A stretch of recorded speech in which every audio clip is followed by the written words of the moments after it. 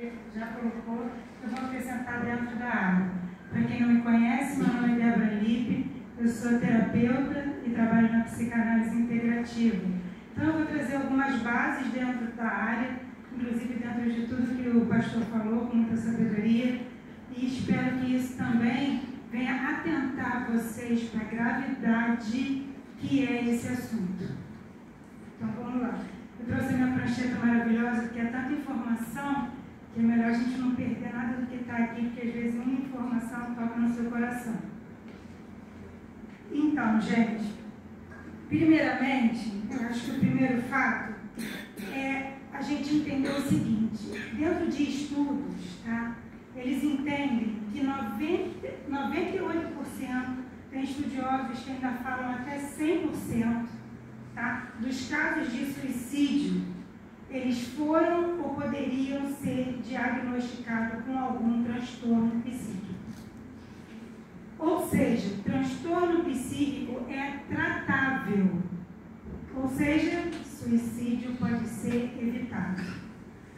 Então, assim, é muito importante a gente entender e ter um olhar empático ao que está acontecendo às pessoas à nossa volta, para que a gente consiga identificar. Dentro disso, de todos esses transtornos que são diagnosticados, como ele mesmo disse, o maior deles é a depressão, vem em primeiro lugar, em relação ao suicídio. Tá? Depois vem o transtorno de humor bipolar, depois tem o transtorno de personalidade borderline, e aí vem o uso, né, de drogas, e aí vem esquizofrenia e outros. Mas eu vou falar aqui sobre a depressão. Vou dar uma ênfase à depressão. E vamos lá, o que é depressão? Muito exposto a longo tempo de pressão. Exposição a longo tempo de pressão. Como assim? O ser humano, a gente aguenta de 2 a 3 anos vivendo numa pressão psíquica. Depois, esse boleto vem para pagar. Ele chega. E, na verdade, o que acontece? O que é o oposto da felicidade? As pessoas dizem que o oposto de felicidade é tristeza. E não é. O oposto de felicidade é depressão. E as pessoas hoje estão numa busca da felicidade, que é uma coisa enlouquecida. Só que a felicidade, gente, ela é algo que você não pode depender, ela não pode estar baseada numa coisa que você pode perder. E as pessoas hoje, elas buscam a felicidade dentro de coisas que amanhã não pode perder. O que eu posso comprar, qual é a posição profissional que eu posso estar, fisicamente como eu tenho que estar, e tudo isso você pode perder. Felicidade, ela está muito mais atrelada à caridade, à gratidão, ao que você pode doar ao outro. Não é o que você pode ter, é mais o que você pode ser para o outro. Então está tendo essa distorção da felicidade. E essa busca dentro, vamos dizer assim, desse conceito errado, está gerando todo esse distúrbio, né? Vamos lá, existem os sinais da depressão, né? E esses sinais, a gente precisa estar muito atento, porque hoje em dia está se normalizando muito os sinais. Como falou, está no quarto, não tem problema nenhum, está quieto, é coisa de adolescente.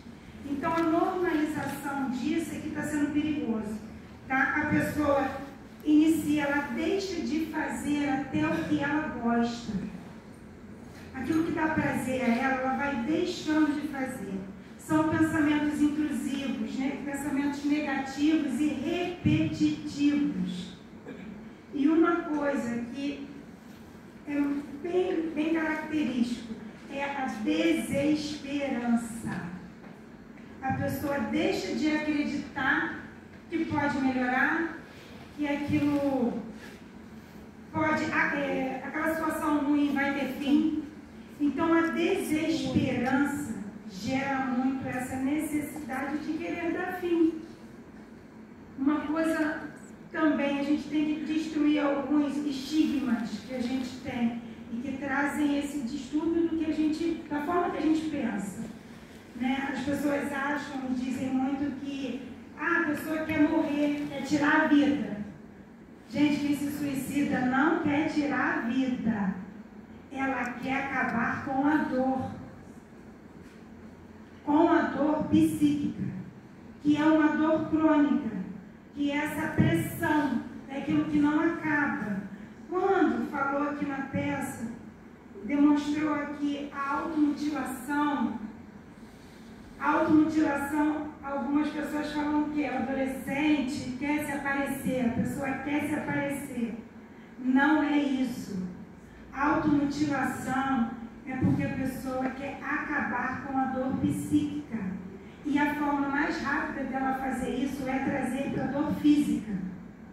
Eu não sei se vocês aqui já ouviram falar, mas assim, pessoas que estão em crise de ansiedade, de segurar gelo. Por quê? Porque ela traz a dor física. E a dor psíquica, que é aquele pensamento, naquele bullying, naquilo que ela está sofrendo, naquela situação que não para de sair da mente dela, aquilo dá um descanso, porque ela fica concentrada na dor física. Então é descanso que ela quer. Então quem comete suicídio não quer tirar a vida, quer acabar com a dor. E a dor psíquica, ela é uma dor crônica. Vamos a alguns dados aqui. Ele passou, alguns dados, estima-se 727 mil suicídios por ano no mundo. E aí esse número é muito grande e a gente não consegue ter noção.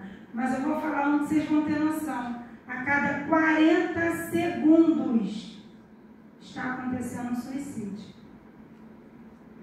Só no período dessa peça, quantas pessoas se suicidaram? 40 segundos. A gente vai trazendo mais para perto, vai diminuindo aquilo e a gente vai começando a ter a noção do quanto isso é forte. Eu quero até parabenizar toda a equipe, a Raquel, por ter tido a coragem e a força de fazer essa peça. Porque é muito difícil falar sobre isso, porque a gente está falando de vidas. E quando você fala de algo que você viveu, que foi tão próximo de você, é preciso você ter muita coragem e força para poder fazer isso. Então eu quero parabenizar ela por essa coragem, por essa iniciativa, ao Ítalo e toda a equipe. Vamos lá, gente, alguns dados. Normalmente, são mais homens que se suicidam e mais mulheres que tentam. E por que isso? A base é de 78% homens e 21% mulheres. E isso é porque os homens eles usam mais métodos letais. E também existe muito essa pressão, né? É aquela coisa cultural. O homem tem que aguentar, o homem tem que segurar, o homem tem que ser forte, o homem não chora, o homem segura financeiramente. Então, existe muito mais, né? A porcentagem é muito maior de homens e de mulheres muito mais tentativas. Outro estigma que a gente precisa organizar na nossa mente é o que ele mesmo falou, essa coisa da tentativa, né? As pessoas falam muito, como é que é? Quem quer se matar não tenta, se mata. Né? As pessoas falam muito isso. Isso está errado, tá? De 40% a 50% dos suicídios já haviam tentativas antes. De 1 a cada 10 de suicídio teve tentativas antes ou até mesmo avisos prévios disso. E agora eu quero falar em especial dos jovens. Vou trazer alguns dados em relação aos jovens. O suicídio ele é a terceira causa que mata mais jovens no mundo. Tá? A primeira são acidentes, mas ainda maior número de trânsito. A segunda tem a ver com violência homicídios e violência corporais. E o terceiro é o suicídio. E por que isso? E por que é o que mais cresce? É na linha dos jovens, entre 15 e 29 anos. Primeiramente, pelo que eu falei, os transtornos psíquicos, as transformações hormonais, tá? Emocionais, aumenta muito a vulnerabilidade deles. Redes sociais, gente. Por que redes sociais? Por causa da comparação contínua. É uma comparação, hoje em dia, então, essa coisa da felicidade, da beleza, dos padrões. Eu tenho que seguir o padrão, senão eu estou fora, senão eu sou excluído. Isso está gerando um dano tremendo. Então, o tempo de exposição a telas. Por quê? Porque você está exposto a conteúdos de suicídio, a conteúdos de violência, e aquilo vai normalizando. Todo mundo faz. Essas coisas que aparecem, a gente vê muito para criança, de desafios. Isso é um perigo, gente. Isso é muito sério. Vamos lá. Outra coisa, o excesso de telas, ele está diretamente ligado à depressão. Diretamente ligado. E por quê? Porque ele traz essa reclusão. Você para daquele relacionamento, do social, e isso afeta a tua maturidade emocional, o teu desenvolvimento emocional. E foi muito isso que aconteceu na época da pandemia. Muitas crianças e jovens ficaram longo tempo isolados. E isso afetou a maturidade e o desenvolvimento psíquico emocional deles para lidar com as adversidades. Então, o tempo de tela tem muito a ver com a depressão, tá? Situações de exclusão sexual, raça, aparência, bullying, abuso sexual, tá? Traumas de infância, isso causa muito sofrimento psíquico. A desesperança, como eu já falei anteriormente, né? A falta da rede de apoio. Presença familiar, rede de apoio, você ter alguém que você confie, alguém que você possa falar, que você possa contar, alguém com olhos, né, de empatia a você, e não daquela coisa, porque infelizmente, gente, hoje em dia ainda existe muita discriminação, muito tabu em relação à saúde mental. Então as pessoas acham que isso é banal, acham que isso é frescura, como o doutor falou, e isso não é. As pessoas tratam tudo. Você vai no médico, você vai no ortopedista. Agora, falar que você vai tratar o teu mental é vergonhoso. Significa que eu sou fraco. E isso está matando. Isso está tirando vidas.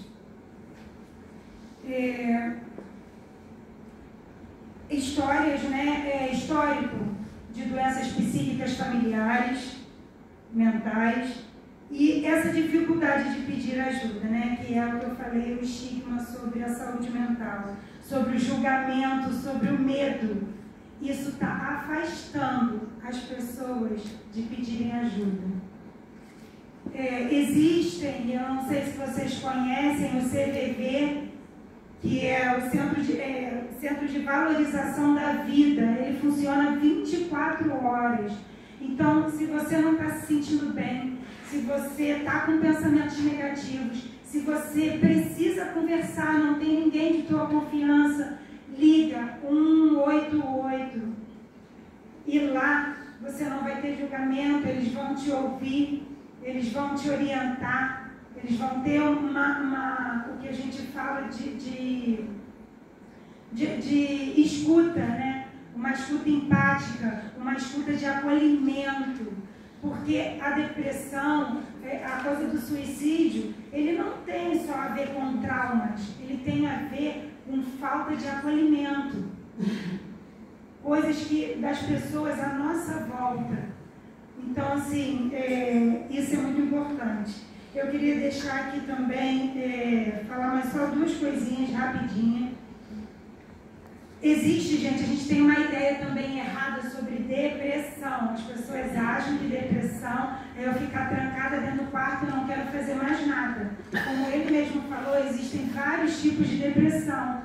E tem um tipo de depressão, que é a depressão que a gente chama funcional ou mascarada. Porque hoje em dia, né, é tanta demanda, é tanta coisa, e é trabalho, e é família, e é filho, e eu tenho que ser bonito, eu tenho tanta coisa que eu não tenho tempo nem de ter depressão. Eu não posso ter. Aí eu não tenho tempo de identificar, e aí eu vou atropelando a depressão, e ela me atropela, e eu nem sei quem está atropelando quem. Então existe a depressão funcional, a mascarada, que a pessoa faz tudo o que ela precisa. Ela trabalha, ela cuida do filho, ela faz tudo o que ela precisa, mas a vida perdeu o sentido para ela. Ela está no botão automático. E isso também é muito perigoso. Muito. Viktor Frankl foi um psiquiatra, um neurologista, que ele sobreviveu, né, aos campos de concentração, ao Holocausto. Ele é o idealizador, né, da logoterapia. Ele falava já antes, ele fazia um estudo de que o ser humano precisava ter sentido de vida. Para que havia? Qual é o sentido de eu estar aqui? E no campo de concentração, ele pôde confirmar isso, né, de que as pessoas, quando ele perguntava, se você sair vivo daqui, o que você vai fazer? E quando as pessoas tinham um sentido para aquilo, não, eu quero ver meu filho se formar, quando ele tinha um porquê, né, até o sistema imunológico dele aumentava, ele tinha uma resistência muito maior a tanta crueldade que passou lá dentro. Então, o sentido da vida, que é essa coisa de você entender que a felicidade ela está interna e não externa. E para finalizar, eu quero falar uma frase de Augusto Cury que eu gosto muito, e aí eu quero que você escute, Raquel, que fala assim: a vida é brevíssima para se viver e longuíssima para se errar. E por que isso? Porque a gente tem a tendência a prolongar sofrimento, dor, culpa. Então, assim como a Raquel, que passou por isso com alguém tão próximo, e outras situações também, que às vezes a gente passa na vida, quanto tempo a gente carrega de culpa daquilo? Quanto tempo a gente prolonga aquela dor? Enquanto a vida é tão curta para a gente viver. A gente tem sim que ter esse olhar empático ao outro, a nossa responsabilidade de ajudar, de olhar, de cuidar. Só que a gente tem que entender que a gente não pode ser responsável pela escolha do outro. A escolha é individual. Então não dá para a gente carregar essa culpa e essa dor, deixando de viver. E é isso, gente. Espero que isso tenha ajudado vocês, essas informações. Eu espero que vocês possam fazer essa apresentação mais vezes e que cada um que está aqui hoje possa trazer mais 10 pessoas para que a gente possa encher esse auditório aqui. Se vocês puderem, gente, leve para escolas essa peça, para outros lugares que vocês puderem, porque isso salva vidas. E isso é muito sério. E a gente só entende o valor da vida quando a gente perde, tão pertinho da gente. Então eu espero que vocês tenham entendido um cadinho do quanto isso é sério. Tá? Deus abençoe a vida de vocês. E o sentido da vida, essa coisa que vem de dentro, né, também está ligado à nossa fé. Independente da religião de cada um aqui, a gente crê, a gente tem esperança que apesar da realidade mostrar para a gente que parece que vai piorar, a gente acreditar que tem algo maior do que isso. Deus abençoe a vida de vocês.